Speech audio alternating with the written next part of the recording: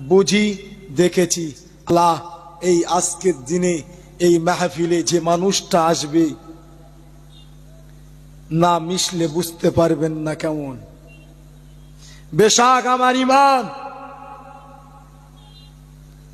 বেশাক এটা আমার ইমান, আমার বিশ্বাস একজন আল্লাহর ওলি মানুষ। জোরে হয় না? জোরে হয় না? চিনবেন কবে?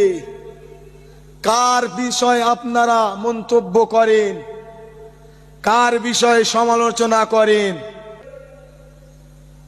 হুজুর কেবলার কদমে আমি গুনাহগারকে একটু জায়গা দিয়েছে, নিজেকে অনেক বড় ধন্য মনে করছি। কথা বুঝলেন না?